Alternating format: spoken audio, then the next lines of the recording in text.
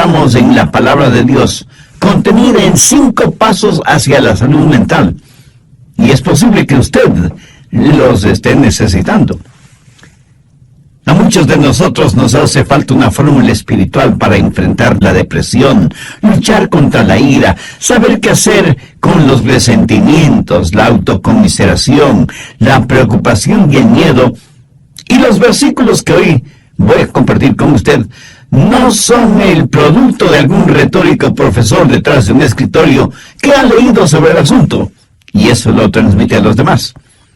Estas son las palabras que el apóstol Pablo las escribió estando en una cárcel romana, pero al leerlas da la impresión de que estuviera en un hotel de 5 estrellas. Uno hasta esperaría que él se despidiera diciendo, desearía que estén aquí. Estoy seguro que usted estará pensando, bueno, ¿y eso qué tiene que ver conmigo?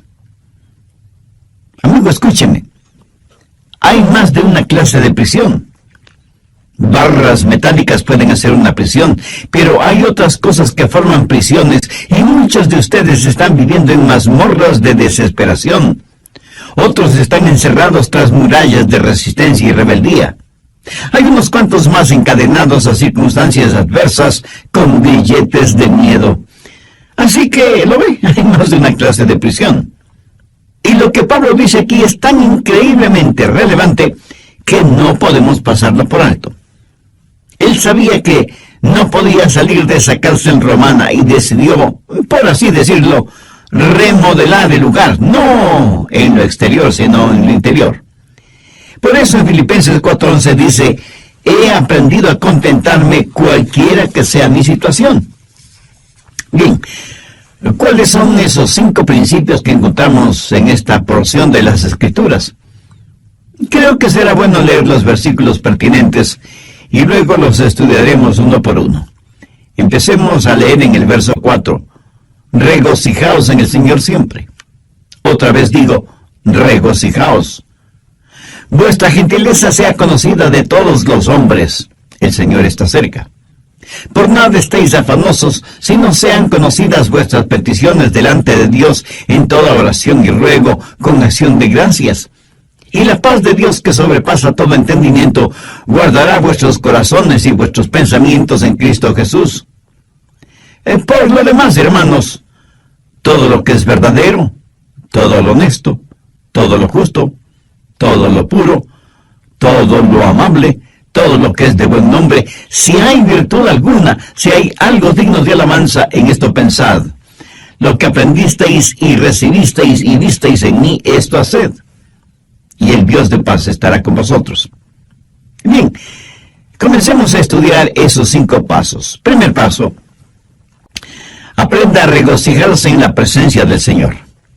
Específicamente, veamos los versos 4 y 5. Regocijaos en el Señor siempre. Otra vez digo, regocijaos. Vuestra gentileza sea conocida de todos los hombres. El Señor está cerca. No debemos olvidar el motivo por el cual Pablo estaba preso, por predicar el Evangelio del Señor Jesucristo. Pero en esa cárcel no estaba solo. Sabía que Jesús estaba con él. Por eso dice esas extraordinarias palabras, regocijaos en el Señor siempre, el Señor está cerca. Por favor, note que Pablo no está haciendo referencia a la profetizada segunda venida de Jesucristo a la tierra. Está diciendo que el Señor estaba ahí con él en esa prisión y por eso se regocijaba en el Señor. Y esto es algo extraordinario que todos debemos aprender, sin que importe en dónde estemos, o cuán oscura parezca la noche, o cuán lleno de obstáculos esté el camino, o cuán grande sea el problema. Jesucristo está con nosotros, siempre presente. Jesús mismo dijo, no te desampararé ni te dejaré.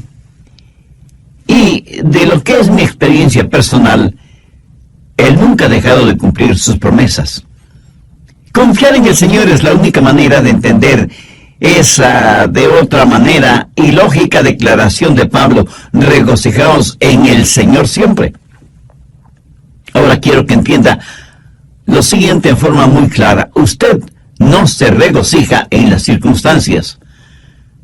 ¿Cómo puede regocijarse si está en la cárcel? Y su compañero de celda es un hombre totalmente depravado, y el calabozo es frío, húmedo, maloliente, infestado con ratas. No, usted no puede regocijarse en esas circunstancias. Usted se regocija en la realidad de que nada puede separarle del amor de Dios que es en Cristo Jesús. El apóstol Pablo, cuando escribió a los creyentes en Roma, les dijo: ¿quién nos separará del amor de Cristo? ¿Tribulación, o angustia, o persecución, o hambre, o desnudez, o peligro, o espada? Como está escrito: por causa de ti somos muertos todo el tiempo. Somos contados como ovejas de matadero. Antes, en todas estas cosas, somos más que vencedores por medio de aquel que nos amó. Por lo cual estoy seguro que ni la muerte, ni la vida, ni ángeles, ni principados, ni potestades, ni lo presente, ni lo porvenir, ni lo alto, ni lo profundo, ni ninguna otra cosa creada nos podrá separar del amor de Dios que es en Cristo Jesús, Señor nuestro. Nuestro gozo en el Señor debe ser continuo, no esporádico. Por eso Pablo dice: regocijaos en el Señor siempre. Y eso literalmente significa todo el tiempo, cada día, cada semana, cada mes, cada año, cada segundo. Y no debido a las circunstancias, sino a pesar de las circunstancias. No olvide que Pablo escribió estas palabras estando en una prisión. El gozo en el Señor debe ser como un termostato, no como un termómetro. El termómetro registra las condiciones. El termostato regula o controla las condiciones. Se dice que la felicidad está relacionada con el termómetro. Si usted está relativamente bien, se siente feliz. Pero cuando la temperatura sube, se siente infeliz. Su concepto de felicidad es como una montaña rusa, unas veces arriba y otras veces abajo. ¿Por qué? Porque su felicidad depende de las circunstancias. En cambio, el verdadero gozo en el Señor es constante, porque Jesucristo no cambia. ¿Sabe lo que debemos aprender a hacer? Practicar la presencia del Señor en todos los niveles de nuestra vida, en el hogar, en los negocios, en la iglesia, en los deportes, en nuestra vida política y social, y en fin, en todas partes. Y cuando digo practicar la presencia del Señor, quiero decir el entender, el saber que Él está ahí a pesar de todo y sobre todo. Dios no quiere ser como un termómetro en esta vida, Él quiere ser como un termostato. Por favor, busque el libro de Habacuc. Está casi al final del Antiguo Testamento, antes de Sofonías, Ageo, Zacarías y Malaquías, que son los últimos 4 libros del Antiguo Testamento. Habacuc, capítulo 3, los versos 17 y 18. Aunque la higuera no florezca, ni en las vides haya frutos, aunque falte el producto del olivo, y los labrados no den mantenimiento, y las ovejas sean quitadas de la majada, y no haya vacas en los corrales, con todo, yo me alegraré en Jehová, y me gozaré en el Dios de mi salvación. Si usted no tiene gozo permanente en su corazón, es porque Jesús no es real para usted. No importa que usted esté muy enfermo físicamente o abatido espiritualmente, Jesús siempre está junto a usted. Y si usted no lo siente cercano, no es culpa de Jesús, es culpa únicamente suya. Jesucristo, cuando estuvo a pocos días de su muerte en la cruz del Calvario, habló de este gozo. Por favor, busque el Evangelio de Lucas, capítulo 10, verso 21. En aquella misma hora Jesús se regocijó en el Espíritu y dijo: yo te alabo, oh Padre, Señor del cielo y de la tierra, porque escondiste estas cosas de los sabios y entendidos y las has revelado a los niños. Sí, Padre, porque así te agradó. Y un poco antes de ser arrestado, juzgado y sentenciado a morir en la cruz, Jesús dijo: estas cosas os he hablado para que mi gozo esté en vosotros y vuestro gozo sea cumplido. Veamos lo que dice el Salmo 16:11. Me mostrarás la senda de la vida, en tu presencia y plenitud de gozo. Eso es lo que, en síntesis, Pablo está diciendo. Aunque lo habían puesto en la cárcel y estaba fuertemente encadenado, no pudieron hacer lo mismo con el Cristo resucitado que estaba con él en esa prisión. Aunque los carceleros romanos no podían verlo, era una realidad. Sobre todo para Pablo ese momento. Regocijaos en el Señor siempre. Entonces el primer paso es regocijarse en el Señor. Si usted quiere tener una buena actitud mental, encuentre su gozo en el Señor, no en las circunstancias. Porque las circunstancias cambian, pero Jesús nunca cambia. Mírelo, considérelo, contémplelo, ámelo. Encuentre su gozo en Él. Segundo paso, confíe en el poder del Señor. No solo que debe regocijarse en la presencia del Señor porque Él está junto a usted, sino que debe confiar, debe depender del poder del Señor. En el verso 6, Pablo dice, por nada estéis afanosos, si no sean conocidas vuestras peticiones delante de Dios en toda oración y ruego con acción de gracias. Ahora, ¿qué quiere decir el apóstol? Que si usted tiene un problema, debe contárselo a Dios. Y ya sé que algunos de ustedes inmediatamente me estarán diciendo, pero pastor, si es verdad que Dios lo sabe todo, ¿por qué debo contarle mi problema? Mi amigo, usted le cuenta sus problemas a Dios para beneficio suyo, no de Dios. Cuando usted le cuenta su problema, está demostrando que depende del poder de Dios para solucionarlo, y no de su propia sabiduría o fortaleza. Además, note que Pablo dice que debemos hacer conocer nuestros problemas a Dios en oración y ruego con acción de gracias. O sea, usted no está simplemente informando a Dios sobre sus problemas, sino que los presenta como parte de su oración y ruego, agradeciendo a Dios que le está escuchando. No viva extremadamente preocupado por nada. Una de las emociones más devastadoras que puede atacarle es la preocupación. Ya lo he mencionado en otros mensajes, pero creo que bien vale la pena repetirlo este momento. La preocupación hará en su mente lo mismo que la arena hace en un motor. Lo destruye. Si usted es dado a la preocupación extrema, no es nada mejor que un alcohólico, un drogadicto, un fumador o un jugador. La misma palabra preocupación conlleva la idea de división, de algo que se desgarra. En un lado está la mano de la esperanza y en el otro lado está la garra del miedo.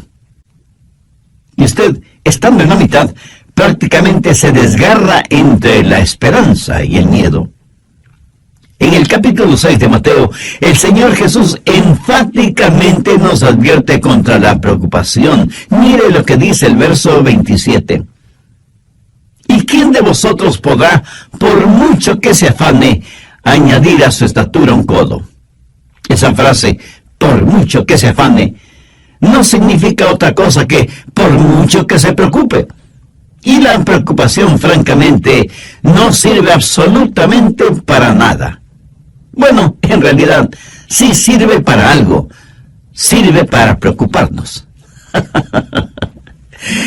Pablo dice que no debemos estar afanosos, o sea, ansiosos, preocupados en demasía por cosas que son futuras, distantes, y sobre las cuales no sabemos realmente nada.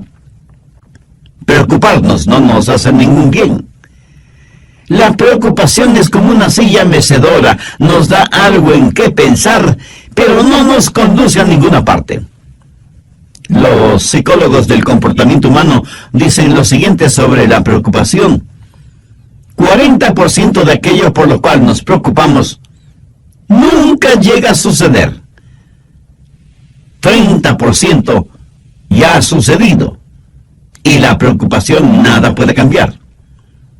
12% es una preocupación innecesaria para usted.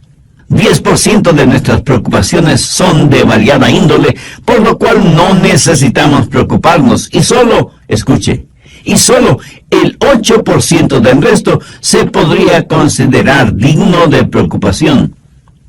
Pero aún este grupo se subdivide en dos categorías: los que pueden hacer algo al respecto y los que no pueden hacer absolutamente nada.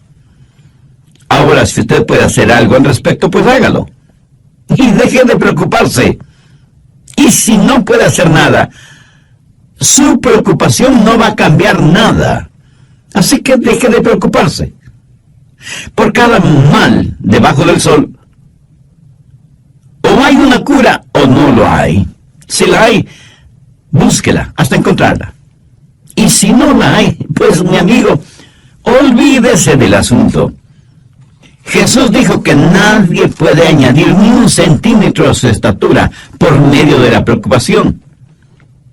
Ese gran escritor norteamericano que fue Mark Twain dijo: soy un hombre viejo que he tenido muchas preocupaciones, la mayoría de las cuales nunca sucedieron. La preocupación es inútil y hasta una pérdida de tiempo. Mire lo que Jesús dijo en Mateo 6:34. Así que no os afanéis, o sea, no os preocupéis por el día de mañana, porque el día de mañana traerá su afán, o sea, su propia preocupación. Basta cada día su propio mal. Lo cual quiere decir que cada día llega con su propia carga de preocupaciones. La preocupación no elimina los sinsabores del mañana, más bien los aumenta. Y al mismo tiempo nos quita el gozo de hoy. Cubre con nubes el sol de nuestra alegría y siembra de espinas y abrojos el sendero de nuestras esperanzas. No nos ayuda a enfrentar el mañana, porque Dios nos da la fortaleza para hoy. Cuando usted trae los problemas de mañana, sobrecarga su hoy. Y cuando usted llega al mañana, usted no está más listo de lo que estuvo hoy. Y la preocupación se vuelve el interés en problemas prestados. Además, usted llega al mañana menos preparado de lo que estuvo hoy y llega sin aliento porque trató de vivir el hoy en la fortaleza del mañana. Y al hacerlo, sobrecargó su hoy con las preocupaciones de su mañana. Y no me pida que lo repita todo eso porque no podría hacerlo. Jesús dijo que esa manera de actuar era propia de los gentiles. Mire, Lucas 6:32. Porque los gentiles buscan todas estas cosas. Cuando usted se preocupa desmedidamente, actúa mental. Desde el programa anterior estamos estudiando en el capítulo 4 de Filipenses 5 pasos hacia la salud mental, poniendo énfasis en primer lugar en la frase paulina: regocijaos en el Señor siempre. Entre otras cosas dije que el gozo en el Señor debe ser como un termostato, no como un termómetro. El termómetro registra las condiciones. El termostato regula o controla las condiciones. Se dice que la felicidad está relacionada con el termómetro. Si usted está relativamente bien, se siente feliz. Pero cuando la temperatura sube, pues se siente infeliz. Su concepto de felicidad es como una montaña rusa, unas veces arriba y otras veces abajo. Su felicidad depende de las circunstancias. En cambio, el verdadero gozo en el Señor es constante, porque Jesucristo no cambia. Bien, vamos a continuar con el material para hoy.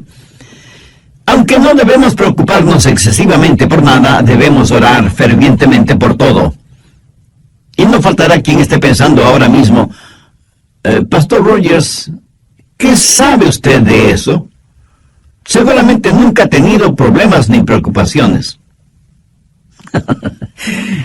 Mi amigo, permítame decirle lo siguiente. Si pudiera poner sus problemas en un montón y mis problemas en otro montón, y le diera a escoger qué montón quisiera usted tener, le aseguro que sin ninguna duda usted escogería su propio montón. Espero que me haya entendido. Y permítame decirle algo más. Esto de por nada estéis afanosos si no sean conocidas vuestras peticiones delante de Dios, no lo escribí yo, sino el apóstol Pablo, por inspiración divina. Así que la cura, el remedio para los afanes y preocupaciones es sencillamente el orar a Dios, que está junto a usted y que nunca le dejará. Oración que le dará poder, provisión y paz. En una revista encontré el siguiente pequeño artículo y dice: me encontré con Dios en la mañana cuando comenzaba el día, cuando su gloria llegaba hasta mi pecho con la salida del sol. Durante todo el día su presencia estuvo conmigo y juntos navegamos en mares tranquilos y tumultuosos. Otros barcos fueron azotados y barridos por la tormenta, pero los mismos vientos que ellos enfrentaron se transformaron en suave brisa frente a nuestro barco, porque Él estaba conmigo. Y pensé en otras mañanas, con gran remordimiento, cuando aflojé las amarras y me alejé de su presencia. Así que creo que conozco el secreto aprendido en el sendero de los problemas. Hay que buscar a Dios en la mañana, si queremos que Él esté con nosotros durante todo el día. Abra la puerta de cada mañana con oración. Si algo es lo suficientemente grande como para preocuparle a usted, también es lo suficientemente grande delante de Dios y Él le ayudará. Mi amigo, no piense que hay cosas demasiado pequeñas o insignificantes como para dárselas o decírselas a Dios. Ore a Dios por todo y en todo tiempo. Se cuenta de un misionero en África que un día se encontró frente a un voraz león y oró y pidió a Dios que Él le librara de las garras y fauces de ese león. Y Dios así lo hizo. Esa noche en su casa él trató de dormir, pero un mosquito lo mantuvo despierto toda la noche. A la mañana siguiente, él tenía profundas ojeras por el hecho de haber estado despierto toda la noche. Ese mismo momento el Espíritu Santo habló a su corazón diciéndole: pediste al Padre que te librara del león, pero pensaste que podías enfrentar al mosquito por ti mismo y perdiste la batalla, ¿verdad? Piénselo. Porque esto nos sucede a todos. Creemos que necesitamos a Dios para las cosas grandes, pero no para las cosas pequeñas. Esas las podemos manejar nosotros mismos. ¡Qué tremendo error! Por nada estéis afanosos, si no sean conocidas vuestras peticiones delante de Dios, en toda oración y ruego con acción de gracias. Algunos dicen: pastor, es que yo no quiero molestar a Dios con cosas insignificantes. Y yo a la vez tengo que preguntarle: ¿y si son insignificantes, por qué se preocupa tanto por ellas? ¿Hay algo que sea demasiado grande o demasiado pequeño para Dios? ¿Sabe cuál es en realidad nuestro mayor problema? El dejar a Dios fuera de nuestros problemas. Tercer paso: medite en la provisión del Señor. Cuando pedimos a Dios que nos ayude, debemos hacerlo con una actitud de agradecimiento.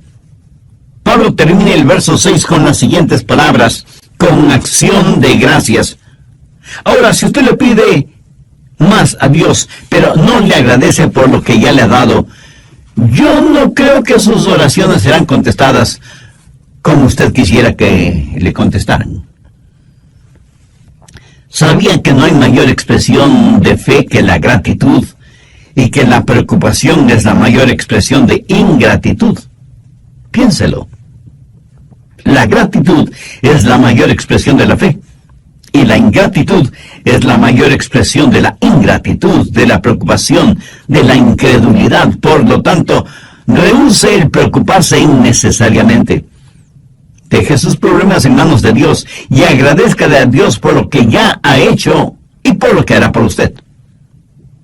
¿Por qué Pablo nos anima, nos pide, nos exhorta a tener un espíritu de gratitud, siendo que él mismo está preso y encadenado en una inmunda prisión romana? Pues debido a las bendiciones que había recibido. A veces tenemos que saber enfocar las cosas. A veces nos encerramos en nuestra autocompasión y fracasamos en ver las bendiciones de Dios. No reciba las cosas como que las mereciera, sino con profunda gratitud. Busque el Salmo 68, 19. Bendito el Señor. Cada día nos colma de beneficios el Dios de nuestra salvación. Note que después de este verso hay una palabra, Selah. Esta palabrita significa piense, medite en lo que acaba de leer.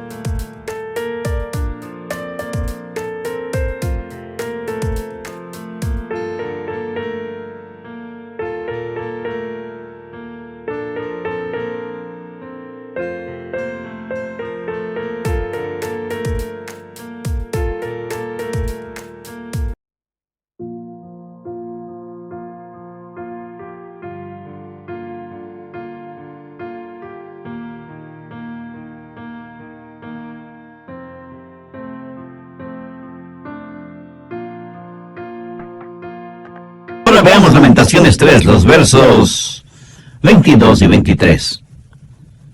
Por la misericordia de Jehová no hemos sido consumidos, porque nunca decayeron sus misericordias. Nuevas son cada mañana. Grande es tu fidelidad. Si usted se encuentra en una cárcel, agradézcale a Dios por sus bendiciones espirituales. Si goza de libertad física, agradézcale a Dios por sus bendiciones espirituales. En todo tiempo y en toda ocasión, agradézcale a Dios por las bendiciones visibles, así como por las bendiciones invisibles. Permítame compartir con usted lo que hasta ahora he aprendido en mi peregrinar en esta tierra. Las personas ingratas son, por lo general, personas infelices. O sea, no saben lo que es la alegría, la felicidad. Algunas personas, en vez de ser humildemente gratas, son altivamente ingratas. Y creo que todos conocemos a personas así. Son personas llenas de amargura, temores, negativismo, egoísmo y autocompasión. Amigo, regocíjese en la presencia del Señor, confíe en su poder, medite en las provisiones de Dios. Cuarto paso, descanse en la paz del Señor. Veamos Filipenses 4:7. Y la paz de Dios, que sobrepasa todo entendimiento, guardará vuestros corazones y vuestros pensamientos en Cristo Jesús. La paz de Dios está ahí para guardarle y para protegerle. Cuando Pablo estuvo en la cárcel, lo más probable es que estuvo custodiado por soldados romanos día y noche. Después de todo, Pablo era un prisionero importante.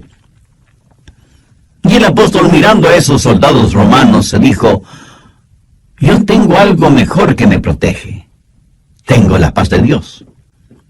Él tenía el gozo mismo de Dios, protegiéndole, guardándole, aún dentro de esa lóbrega celda.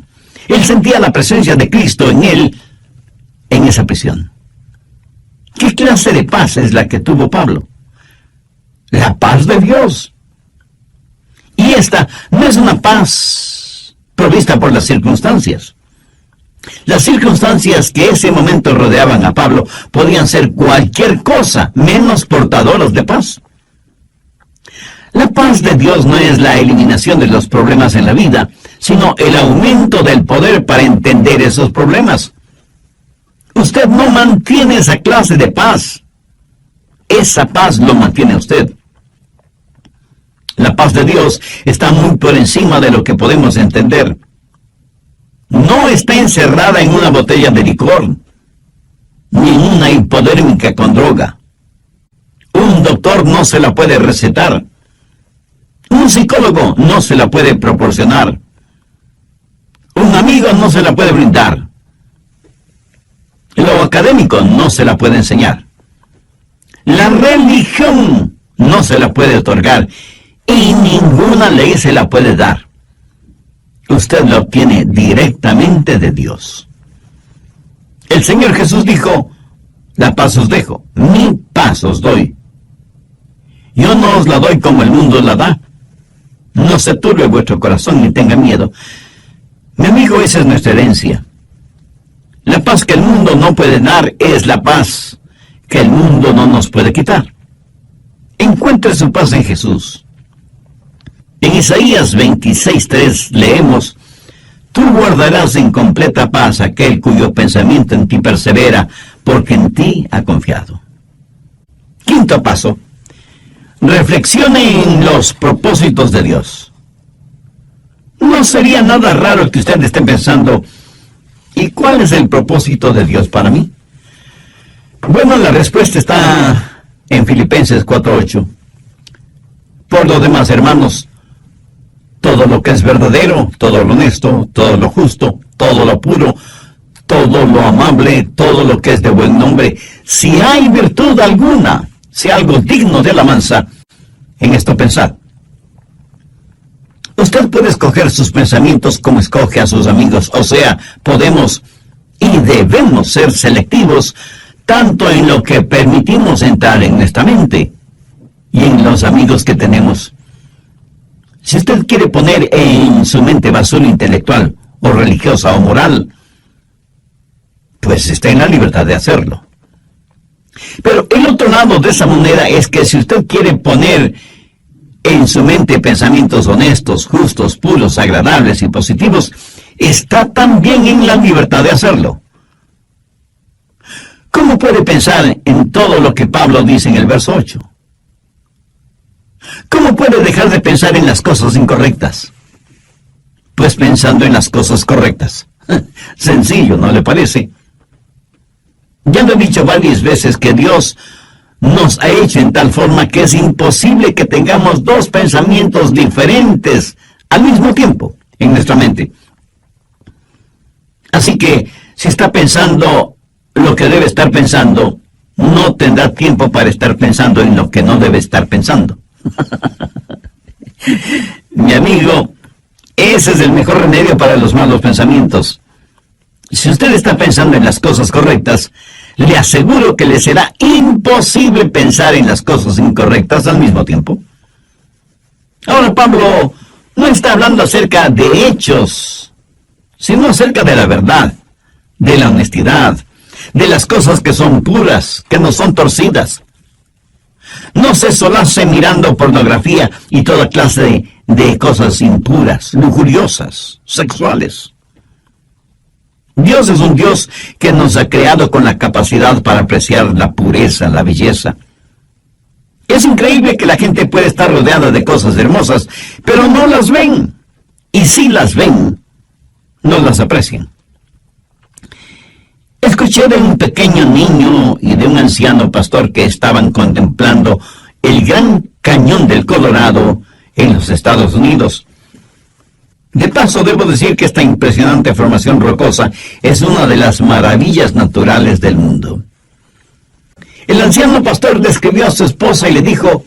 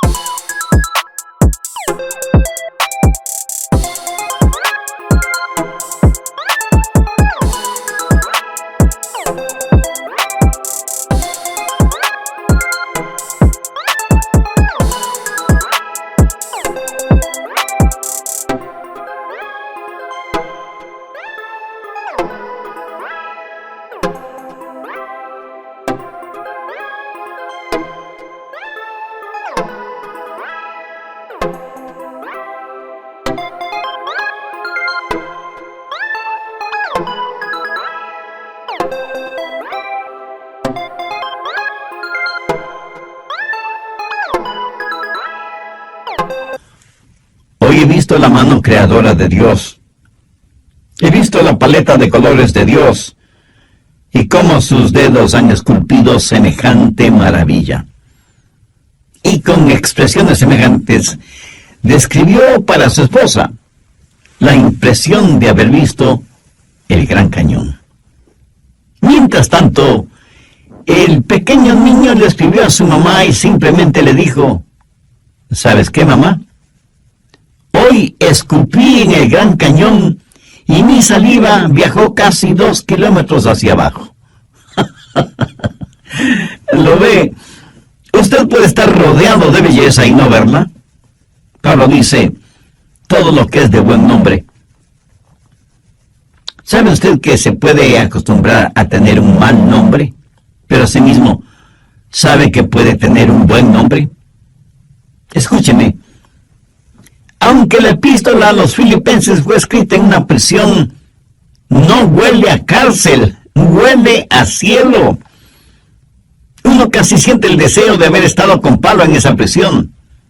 En el verso 11, él prácticamente dice: hermanos, no sientan pena por mí.